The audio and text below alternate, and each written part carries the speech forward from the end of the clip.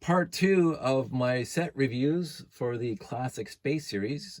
Again, I'm leaving them all out because there's something else I wanted to do for this series, because there's only one I can do this for, is because I don't have to keep on building them. I already have them built, so put them on display. Is the 442/891. It is the two-seater space scooter in the US, and it's called, let's see what they called it in the UK, Space Shuttle. Yeah, I like Space Shuttle better. So, um, I don't know which side of the pond called it, whatever, it doesn't matter. This is a beautiful winged ship. I remember seeing this in the brochure. I didn't get it again because I didn't buy any 3-digit sets. This is, if you want a starter set for Classic Space, this is it, because it comes with plates, it comes with wing pieces, it comes with a printed tile or a printed slope, it comes with these scooters in the bottom, these thrusters on the bottom, space guy, the thrusters on the top. Just an absolutely adorable little ship. Absolutely adorable. It came out again 1979. Again, I'm not going to differentiate between the stuff that came out in 1978 and 1979. But let's figure 35 pieces, one minifig. It just looks like it's supposed to look. And on that specific note, my buddy Chris made a new version of this guy that looked absolutely fantastic. I fell in love with it the second I saw it. But he used the kind of style that they use for the 10-4-97 and built basically all these sets in the 10-4-97 scale. But this was my favorite that he did, because this is one of my favorite sets to begin with. So, of course, they're all my favorite. But these thrusters did not show up too many times in Classic Space, which is actually an odd thing when you come to think about it, because they would look like they fit right into Classic Space. But for little rocket engines, fantastic. The gun on top, the swivels, like it turns around like that. Some people leave it at an angle, it doesn't really matter. The tail, again, what you got out of basic parts. And this is something that Lego in the future iterations or themes going forward, when they have more specified parts, a lot more modified plates, a lot more modified bricks. I mean, this is a modified brick, that's a modified plate, right? So, but not too many modified bricks and plates, and you still got a really good looking spaceship, right? So for the 891, very, very cool. And I've seen back in the day, people had fleets of these because they're so easy to make. They're not parts intensive, and they can sit two people. I mean, it only comes with one minifig, but it can sit two people. And you can build 1 million of these very, very easy. There's no unique pieces in here. These are all basic pieces that came in lots of quantities, and you would have a fleet of these ships pretty quick if you wanted that. I think I have 2 or 3 built right now. One in the layout box, and I think one in display here. I just built it. I will say that most of these I just built today, just because I wanted to. Again, I didn't bother rebuilding a Galaxy Explorer because I can't build anymore, and the 924 and the 918. But the 926 and the 920 and all the smaller ones, I just rebuilt because I wanted to. It's been a while since I got to build them. So very, very happy with the 891. It's a wonderful, wonderful, absolutely wonderful little ship. The thrusters make it. Without the thrusters, this would not be nearly as cool of a ship. And it's, again, just ubiquitous pieces in anybody's Classic Space collection, and you can build lots of these. It looks cool. I like the Delta Wing. So the 891, really, really nice. So we're gonna get into a set that's kind of the opposite of that, not ubiquitous pieces. And most of them are ubiquitous pieces, but the one I'm going to talk about, let me just hit the back button here on my computer, because again, I don't have any of this stuff memorized. Mobile Signal Center. Okay, let's call it by the Mobile Tracking Station. Mobile Tracking Station, 1979, 65 elements, 1 fig. I started, when I started buying used lots, I will say this. I already owned a lot of Classic Space 4-digit numbers that had the red shield the red trans red shield. It came, a bunch came in the 6971, a bunch came in other sets. The little mobile, the replacement to the mobile rocket launcher, the red shield, the red trans red shield showed up lots. And so I started noticing when I started buying, and I bought all those sets new off the shelf. When I started buying used lots, I started getting these clear, trans clear shields, and I had no idea what they were for. I honestly had no idea, because I didn't look too close in the brochures that had this, because I think I had a brochure that had this set in it. And I said, oh, and I finally figured out that, hey, this thing had the trans clear, and I think it only came in this set. And those handles broke extremely easy. It's extremely easy. As a matter of fact, I think my first couple lots, they were broken. And it wasn't until I started really getting lots of used lots. I think right now I have either 5 or 7 good trans clear shields. And I have the one that I display in the layout, and I really keep on thinking about just replacing it with different kind of trans clear stuff. But those shields are expensive on Bricklink. Now, the shield holder, again, here's the 2x2 turntable, so they had them available. So why they did not use that in the radar truck over there, I have no idea, because they already had it. But anyway, the radar truck here, the tracking, this little piece on top came from the Technic set. I had a bunch of those in the 854 go-kart, and so doing it for me, looking at this was genius. It was, oh wow, this is actually a really neat way of doing it. And then just putting 1x1 round bricks there to hold the radar dishes on. The radar dish in the back, also fantastic. But what's really cool is the back end opens up, and it has a control console in there, right there. So the guy can come off from the front, so he comes in the front, and he can sit in the back to do his job, right? So he's tracking something. Now, you can't close it with the guy sitting in there, because Lego wasn't doing that as yet. So the mobile tracking station here is a little bit weak in the fact that they were still making these vehicles 4-wide, and you couldn't enclose a guy inside a 4-wide vehicle back then. They didn't have panels yet and stuff like that. But in the end, for what it is, fantastic. It's a wonderful little set. I had the printed pieces, the 1x2 with logo here, and just an absolutely fantastic printed piece to have. And the 2x4 hinge brick, really nice. And the fact that the ball and socket came in again, started coming in plastic space. So you got that guy and you got that guy. I mean, this was ubiquitous in town, and even the old fire station sets back in the early 70s. Of course, there were 1x4 plates with the ball and socket, but these are 2x2.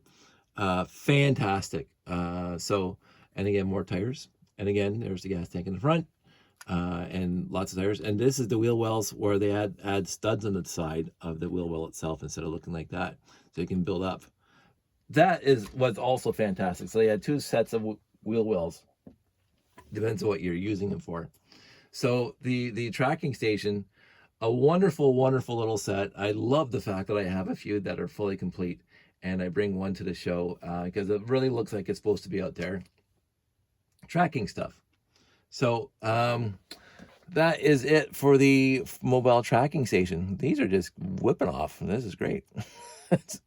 Let's get into the next one, which is another set that I had to modify because it wasn't perfect out of the box. This one's a slightly different. You couldn't have modified it the way I wanted to at the time, but let's talk about what you have at the time. It is the mobile rocket launcher. Oh, sorry, you can't see it. Mobile rocket launcher. Again, a 2-part vehicle. Let's take them apart and take one part at a time because I'm sick and tired of it flopping over. So this is the tracking station for the rocket launcher, and of course we just did a tracking station over there and a mobile radar dish over there. Like, it seems that these guys wanted to track stuff. They have 3 vehicles within the first 6 sets that had tracking had radar dishes on it. So that this screams space to me. Like if you guys remember any of the Apollo missions when they had the buggy out there, the buggy had a radar dish on it to communicate stuff. So this one was fantastic. Again, the vehicle exactly the same setup scenario as the gas tank in the front. The wheel wells. This had double dualies in the back. Exactly the same as the mobile tracking station. They made it a little shorter wheelbase.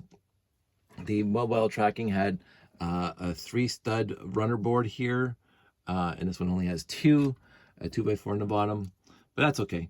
The deficiency here, obviously, again, is the radar dish is not centered to the pole, and that bugs me. So what I did again is I got a 2x2 plate, and you can just take that off. Sorry, I was just trying to do this, and it's again put it right in the center, and all of a sudden the radar dish is in the center. I like that better. And again, they could have done that, but they didn't. So that they could have done it at the time to fix the radar dish, to center the radar dish. I don't know, again, if it's an illegal build putting something in one of these little circles in the bottom, but they have no problem putting like antennas between the studs and the top and the 1x1 round bricks on in between the studs. So I don't know why they would have a problem putting something inside the tube in the bottom. But it might be an illegal move build. That's why they didn't do it. This set comes with that nice little control console right there. Fantastic. So let's talk about the actual rocket launcher itself. So this is the first time, besides a minifig, we had red pieces in a classic space set. Up until now, the ones that we've done so far was gray ships. It had trans blue, trans red, trans green, but no actual red bricks. And so this thing came with 2 red jumper plates. And this is supposed to come off like that. And it's supposed to go on here like that. And all of a sudden you have a rocket. And again, they didn't bother using axles to hold it together. It's not a bad looking rocket. It really isn't. It's a really good looking rocket. The problem is you have to take it apart to get it off this bracket piece, right? You have to take it apart and then put it back together when you launch it. And that always bothered me. It really, really did. I thought that was lame, as the kids say these days. Very, very lame that you had to take the rocket apart to take it off. Or you just take this thing off like that, and I think that's even lame too. I think that's just lame. So, what I did, and then as I built, here, let me break things while I'm doing this. A very, very small rocket holder. So the rocket comes off this thing, and get rid of the bracket. So here's the rocket on its own together. You get rid of this bracket. Bye-bye bracket. You put this on here. Right, so all of a sudden that's but see, these pieces did not exist back in 1979, nor did these modified plates exist. But after that, I'm sure you could have built something else, and all of a sudden the rocket's being held on there until you launch it, and you just open it up. Like you could have done. I tried to make it smaller than what they did in the rocket launch. The Mobile Rocket Center, Mobile Rocket Launch, the 6950. I mean, that also holds this rocket, but then you have this big bulky thing on top here, and I didn't want that. I wanted something that wasn't bulky, that was reminiscent of just this piece that you just saw. And so this worked perfectly fine. And so when you put it together, I think I didn't put it too far back because the rocket has to, let me just put it back, I think, to there. Oops. And then what I also did is I put an axle through the rocket because you can now. So let's just put this thing together and take the satellite off the top and see if it's interfering. It still has to go one more back. This is the one thing about doing it this way. There we go. There we go. I think it's right now.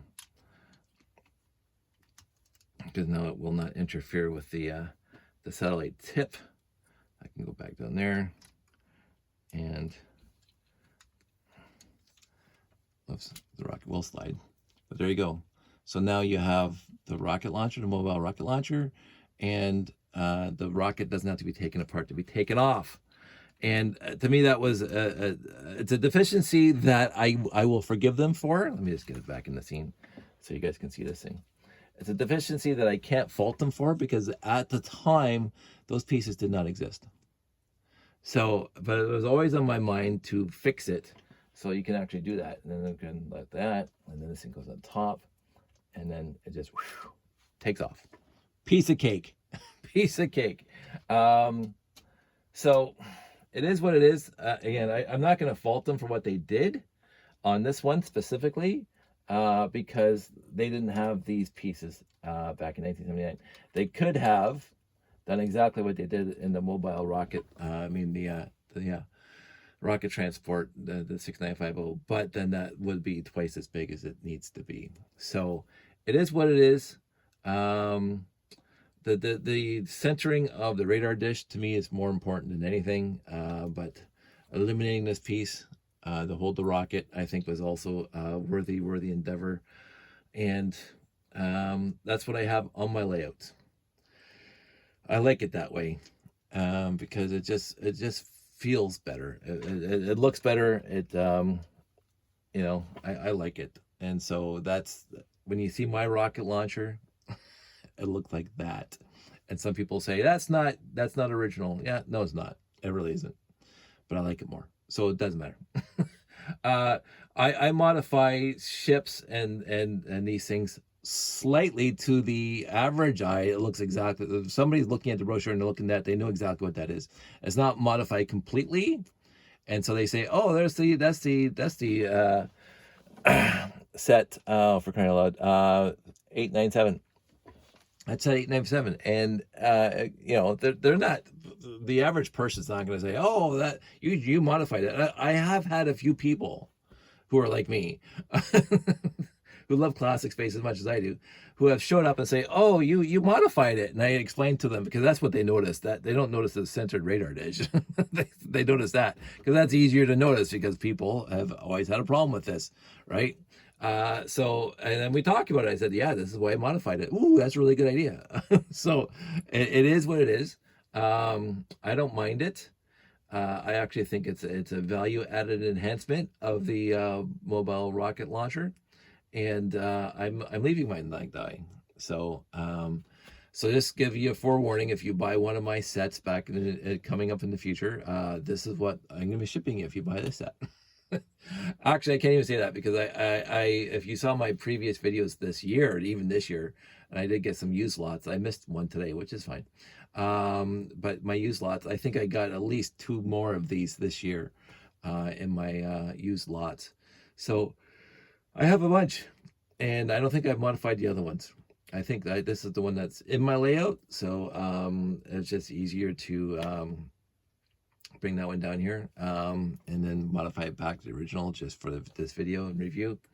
I was going to rebuild it, and decided not to, because I didn't want to put the effort in it.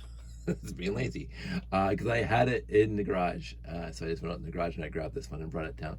And then I also, with all of these, I put the proper minifigs in, because most of my drivers are white astronauts, and most of my guys on the computer consoles are yellow, because they're the scientists. The white are the transportation engineers. They get you from point A to point B, and the yellow are the scientists, and the red are pilots. So he shouldn't be driving this car, because he's a pilot. in my universe, in universe for my my set. So but for this, I wanted to make them all accurate as possible, with all the right pieces, and I tried to do an inventory on all of them. And so I tried to make them as accurate as possible for these reviews, and then I also go into some depth as to what I changed. Now, I'm looking at it right now, and that was the last modification I did. So I modified that one a little bit, and then I modified the radar truck a little bit. All the other ones are standard stock sets, right out of the box, right out of the instruction manual. And so we're going to get into the other shifts later. So that's 6 sets done out of 11. So we're already halfway there. But the next 5 are just spectacular. So it's going to take me longer. So I hope everybody out there is doing safe. Take care, and I hope you're enjoying these reviews. Again, I will probably do a more. I don't think I can do a more in-depth review on those 6 anyway, but I'm going to do more in-depth reviews on the rest of them that are coming up. So I will talk to everybody soon. Talk to you. Bye.